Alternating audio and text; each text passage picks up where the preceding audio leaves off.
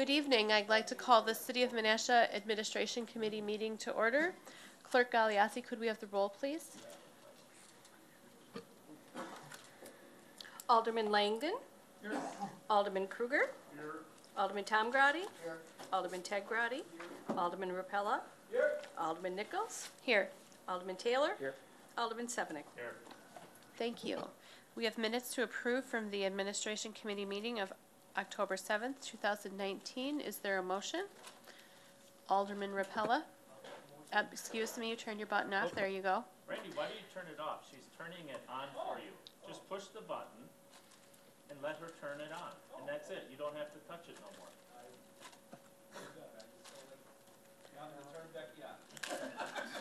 more. Would you like to push your button, please?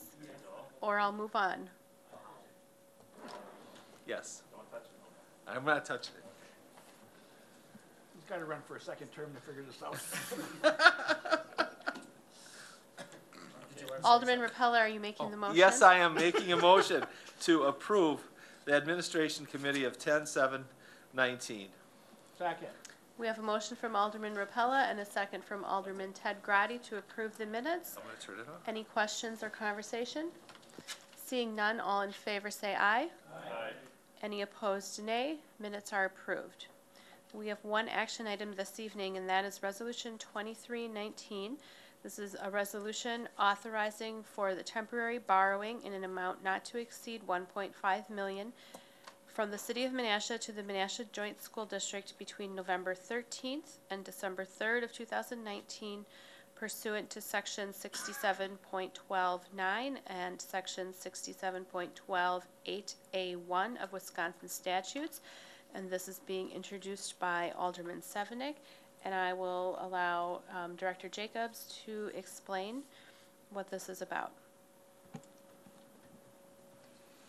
If you remember that this is now for some of you, this is the third year that the school district has requested from the city to provide them temporary financing just for operational needs for roughly a 20-day period, which runs from November 13th through December 3rd.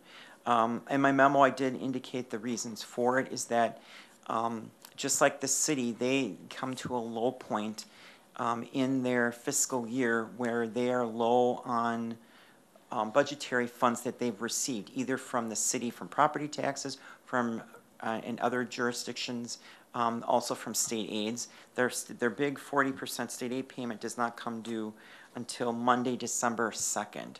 So during those last couple weeks in November, they're in a low point, and they want to make sure they have enough funds to meet their payroll at the end of the month and to cover a couple weeks of accounts payable bills if need be.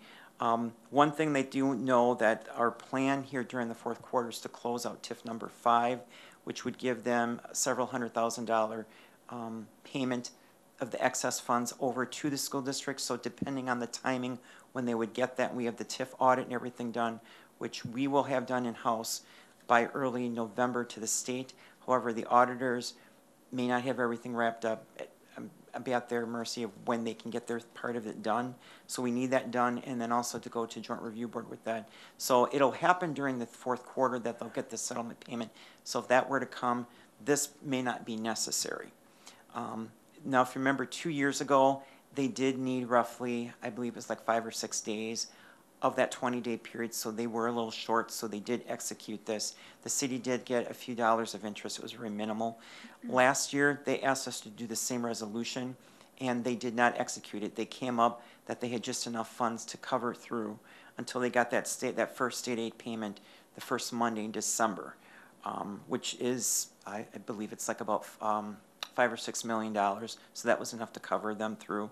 Now again, they just want to cover themselves in a couple ways, knowing that the city will have a check coming to them in fourth quarter before year end, calendar year end 2019, or if they don't get that by that latter part of November, then they would like have this as their backup plan to provide them for temporary financing for cash flow purposes. That's basically what this is. It's just a timing thing.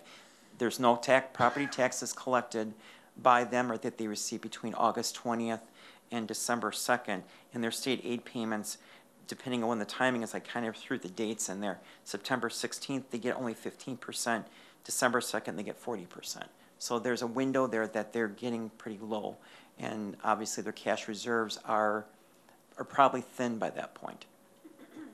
And it is because of state statute that this could happen. Yes, but Thank you. based on the timing, yes. Alderman Sevenick? Thank you, Chair. Again, like John said, last year, we didn't have to do this at all. This is most likely gonna be the same situation.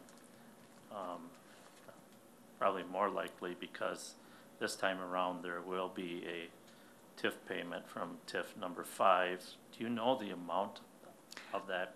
I did not bring that Okay. with me. I know the city share is over 500,000 and that we will be getting at the closure.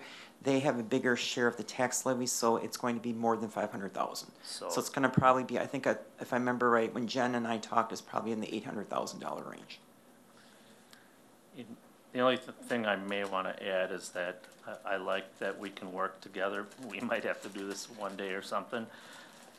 But I would think that being the third year now, that the school district should probably do something different with their financing and figure out a way so that it's not always such a tight situation. So I'm okay with that right now. I mean, if it does happen, we do get interest.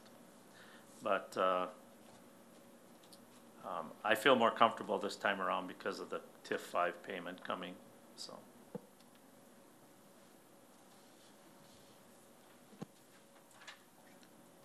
Oh, I see Steve's light on, so. Well, I'll give you the light back, Alderman Sevenick. Or I can do it. Okay, Alderman Kruger. Do you mind if I just make a comment for the motion? I'm going to parrot what Alderman Sevenick said, that this was originally supposed to be a one-time deal 3 years ago. And I would figure by now they'd do something with the reserves or something so this doesn't keep reappearing. And I know I was against it the last 2 times. I'm going to go for it this time for the exact same reason, that there is a TIF that is closing. And the likelihood of them actually using it is not going to be that great, but I really hope they start doing something different with their budget where they can cover the lull spots. And with that, I will make the motion to advance to council Resolution R-23-19, a resolution authorizing for temporary borrowing in the amount not to exceed $1,500,000 from the city of Menasha to the Menasha Joint School District between November 13th, 2019 and December 3rd, 2019, pursuant to section 67.12, paragraph 9, and section 67.12, paragraph 8, section A, 1, Wisconsin statutes, introduced by Alderman Sevenick. We have a motion by Alderman Kruger and a second by Alderman Sevenick to forward Resolution 2319 to the council. Are there any other questions or conversation? Seeing none, we'll take a roll call vote.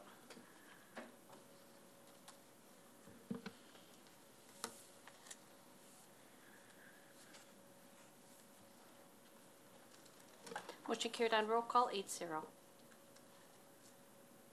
Thank you. And with that, we'll look for a motion to adjourn. Motion to adjourn. We have a motion to adjourn by Alderman Taylor and a second by Alderman Tom Grotti. All in favor? Aye. We are adjourned. Thank you.